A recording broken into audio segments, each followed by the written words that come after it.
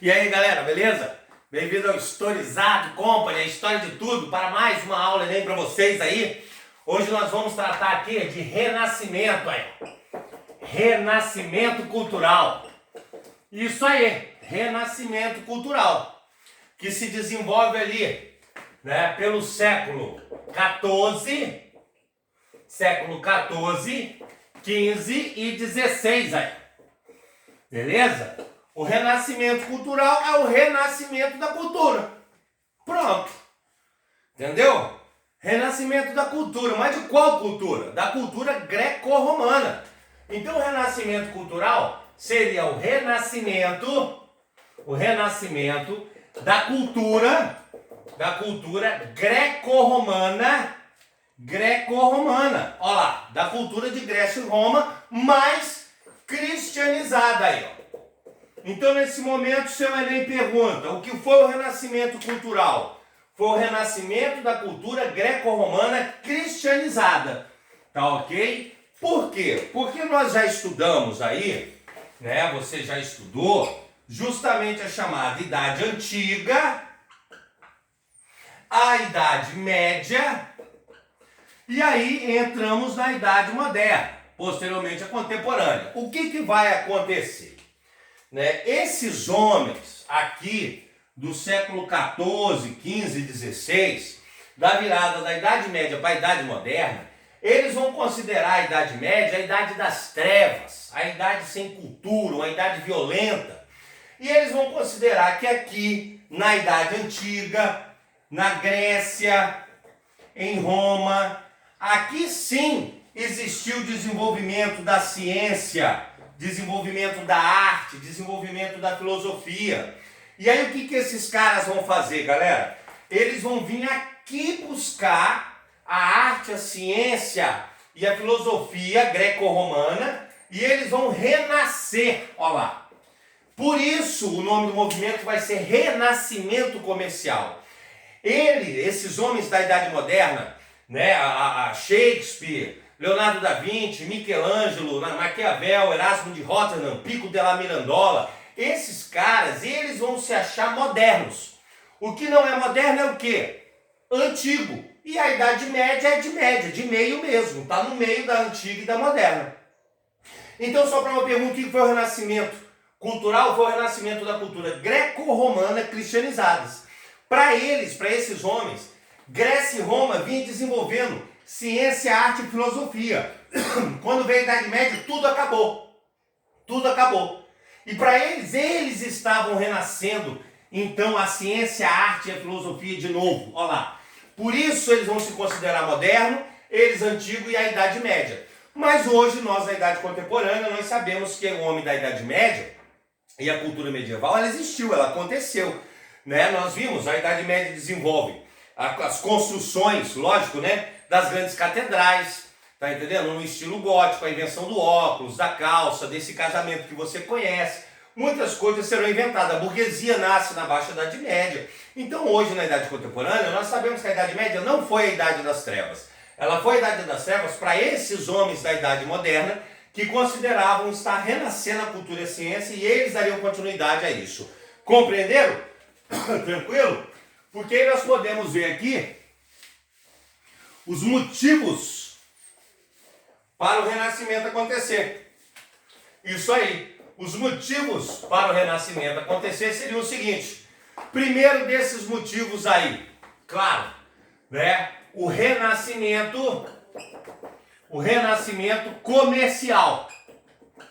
Seguido do renascimento urbano. Ora, por que isso? Você direto, porque nós temos o alimento armazenado.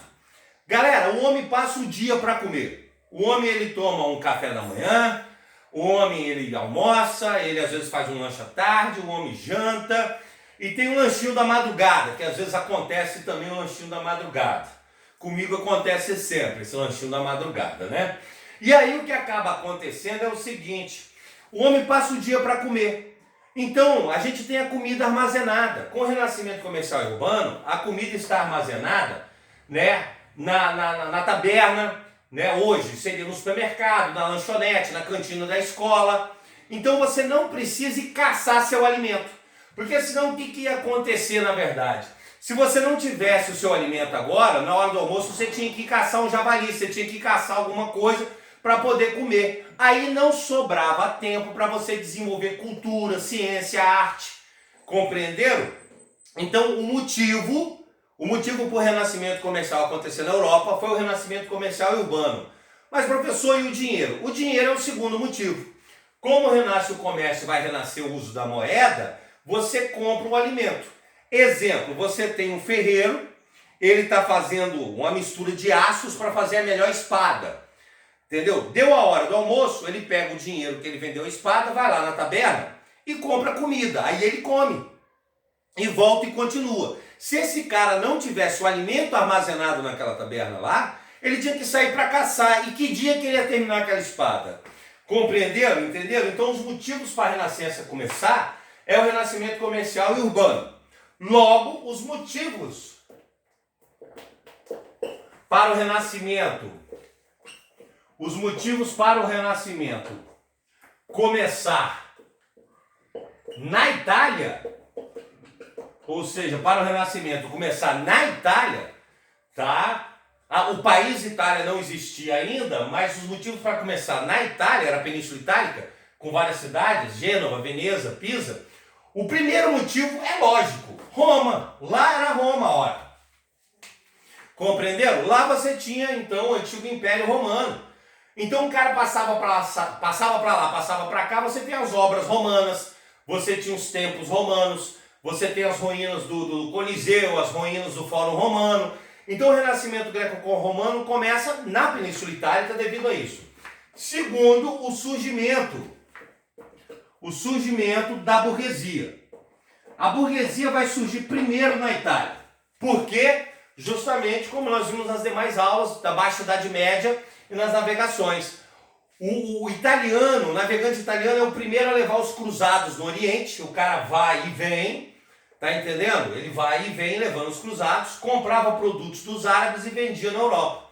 Então, primeiro surge a burguesia na Itália. E depois vai surgindo a burguesia nas estradas europeias, nesse contato também, nascendo os burgos pelas estradas europeias, como nós vimos na Baixa Idade Média, nas aulas de Idade Média. E aí você tem um surgimento da burguesia, e aí nós teremos o chamado mecenato. O mecenato é o ato de patrocinar o artista. Nesse momento, o que acontece? A burguesia italiana começa a patrocinar o artista. Aí você se pergunta, por que o cara vai patrocinar um artista? Né? Ora, para pintar quadros, para isso, para aquilo? Não, a burguesia italiana ela começa a patrocinar o artista, claro, primeiro pelo status, não resta dúvida. Segundo, porque a burguesia ela começa a ser tão rica e famosa quanto a nobreza. Então a burguesia queria criar uma característica própria para poder se apresentar a essa nobreza, fazer frente à nobreza. E terceiro, por o seguinte motivo, vamos imaginar aqui. Quando Leonardo da Vinci pintou a Última Ceia, ele comprou a tinta aonde? Na loja de tintas? Não! Leonardo da Vinci inventou aquelas tintas. Ele inventou o reboco. A Última Ceia é um afresco. Enquanto o reboco secava, Da Vinci ia pintando a parede. Tá entendendo? A Última Ceia fica, né, no antigo refeitório da Igreja Nossa Senhora da Graça, e ele pinta a Última Ceia no refeitório. Hoje só tem essa parede, eles estão até recuperando, estão restaurando isso lá, né, porque só sobrou essa parede em pé depois do bombardeio na Segunda Guerra Mundial. Curiosidades, né? E aí, nesse caso, ele então pinta e vai secando. Então Leonardo da Vinci inventa ali a tinta, inventa o reboco. Qual era o interesse do burguês em patrocinar o artista? Vender a tinta que o cara inventou. Vender o reboco que o cara inventou. Então a burguesia italiana passa a praticar o mecenato, o ato de patrocinar o artista, porque ele tem interesse nessa produção. O próprio burguês inventa coisas, e esses caras inventam coisas para serem vendidas. Então se liga, até hoje é assim. Os donos da Volkswagen ainda patrocinam seus artistas para fazer o design dos carros, criar os motores. Isso aí, entendeu? Os donos da Chevrolet ainda patrocinam os seus artistas para criar as carrocerias dos carros, os motores, a tecnologia. Isso não acabou, isso vai dar a essência do sistema capitalista. E aí o burguês que patrocinava o artista era chamado de mecenas, e o ato de patrocinar é o mecenato. E o terceiro motivo aqui seria justamente a presença de sábios bizantinos aí. Nesse momento, galera, nesse momento, muitos sábios bizantinos, eles estavam, então, perdendo, o seu território da Grécia para o Império Bizantino. E nesse momento que ele ia perdendo esses territórios, muitos sábios bizantinos migraram para a Itália, que era onde estava a antiga Roma, Então esses sábios bizantinos traziam a cultura greco-romana e ensinavam os italianos. Então os 3 motivos para a Renascença começar na Itália foi as obras romanas, o surgimento da burguesia patrocinando os artistas e a presença de sábios italianos. Ficou claro? Espero que sim. Porque agora a gente vai partir um pouco para essa essência, tá ok? Do Renascimento, que é justamente esse movimento cultural aí. Compreenderam? Que é justamente esse movimento cultural. Nós temos vou colocar aqui algumas correntes filosóficas. Algumas correntes filosóficas do Renascimento, da Renascença. Beleza? E aí eu já posso comparar aqui, como cai na sua prova, cai no seu Enem, essas mudanças de corrente da Idade Média e da Idade Moderna. A exemplo aqui, eu posso citar para vocês o coletivismo aí, ó. O coletivismo medieval, que vai fazer frente ao individualismo da Idade Moderna. Na Idade Média tudo era coletivo, sabe? Você tinha os moradores da vila, os moradores do feudo, os membros daquele mosteiro da igreja. Se uma pessoa pecou naquela região, todas estão em pecado. E aí, o que acaba acontecendo é que a igreja então tinha que analisar o pecado para todos naquele momento. Era um coletivismo. Quando vem a Idade Moderna, a Renascença, eles vão partir para o individualismo. O que é o individualismo? É o valor do indivíduo. Eles vão acreditar que o indivíduo é capaz de fazer, o indivíduo é capaz de criar, o indivíduo é capaz de liderar, o indivíduo é capaz de mudar todas as coisas, olha só. E esse individualismo, então, essa valorização do indivíduo, ela vai se opor ao coletivismo medieval. Esse individualismo vai ficando cada vez maior, porque o Estado vai se ligar ao individualismo, e hoje nós temos esse individualismo máximo, Você vê assim, cada um tem uma casa, tá entendendo?